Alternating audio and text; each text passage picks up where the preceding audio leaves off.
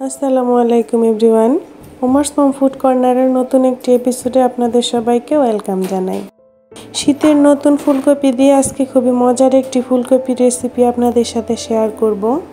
তো মজার এই রেসিপিটি দেখার জন্য ভিডিওটি না টেনে শেষ পর্যন্ত দেখার অনুরোধ রইল। এই রান্নাটা করার জন্য মাঝারি সাইজের একটা ফুলকপিকে আমি কেটে ধুয়ে পরিষ্কার করে নিয়েছি। এর সাথে মাঝারি সাইজের 2টা আলুকেও কিউব করে নিয়েছি। এখন আমি এই আলু আর ফুলকপিগুলোকে একটু হলুদ মাখিয়ে 5 মিনিটের মতো সিদ্ধ করে নেব। এদিকে অন্য একটি চুলায় আমি মাছ ভেজে নিব। এজন্য চুলায় একটি প্যান বসিয়ে তেল গরম করে এর মধ্যে দিয়ে দিলাম লবণ হলুদ মাখিয়ে রাখা মাছ।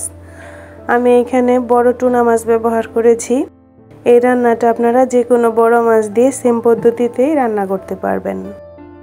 প্রত্যেকটা মাছের টুকরাকে আমি উল্টিয়ে পাল্টিয়ে লাল লাল করে ভেজে নিব। এই রান্নাটায় মাছটা একটু বেশি ভাজলেই ভালো লাগে। মাছ কম ভাজা হলে অনেক সময় তরকারিতে মাছ দিলে মাছ ভেঙে যায়। তো যে কোনো তরকারি রান্নার সময় আমি মাছ একটু বেশি করেই ভেজে নেই। এখন সবগুলো মাছের টুকরা তেল থেকে তুলে একটা সাইডে রেখে দিব। এখন রান্নাটা করার জন্য সেই ভেজে রাখা মাছের তেল আমি কড়াইয়ের মধ্যে দিয়ে দিলাম। সাথে আরও কিছু রান্নার তেল অ্যাড করেছি। এখন এই তেলের মধ্যে দিয়ে দিলাম কিছু পেঁয়াজ কুচি এবং সাথে দিয়ে দিলাম স্বাদ মতো লবণ। এখন পেঁয়াজ আর লবণ একসাথে মিশিয়ে নিব। পেঁয়াজগুলোকে খুব বেশি একটা ভাজবো না। যখন পেঁয়াজগুলো নরম হয়ে যাবে এই পর্যায়ে এর মধ্যে দিয়ে দিব 1 টেবিল চামচ আদা বাটা ও 1 টেবিল চামচ রসুন বাটা।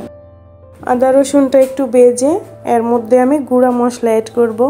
দিয়ে দিলাম 1/2 টেবিল চামচ হলুদ গুঁড়া, 1 টেবিল চামচ মরিচ গুঁড়া, 1.5 টেবিল চামচ ধনিয়া গুঁড়া ও 1 টেবিল চামচ গরম মশলা গুঁড়া। এখন গুঁড়া মশলার সাথে এই পেঁয়াজগুলোকে আমি খুব ভালোভাবে একটু কষিয়ে নেব। মশলা ভালোভাবে কষানো হলে তরকারির স্বাদটা অনেক ভালো আসে। মশলাটা ভালোভাবে কষানো হয়ে গেলে এর মধ্যে দিয়ে দিব সিদ্ধ করে রাখা আলু ফুলকপি এবং সাথে দিয়ে দিব 1/2 কাপ টমেটো পিউরি। আপনারা এখানে ফ্রেশ টমেটো ব্যবহার করতে পারেন, তাহলে স্বাদটা আরও বেশি ভালো হবে। এখন দিয়ে দিলাম 1/2 কাপের মতো পানি। এখন আবারও আমি সবগুলোকে এই মশলার সাথে ভালোভাবে কষিয়ে নিব। আজকের রেসিপিটা খুবই কমন, সবাই পারেন। তবে যারা নতুন রাঁধুনি আশা করছি তাদের একটু হলেও উপকারে আসবে। তো 6-7 মিনিট পর ফুলকপিগুলো খুব ভালোভাবে কষানো হয়ে গেছে। এখন আমি উপর থেকে মাছের পিসগুলো দিয়ে দিব।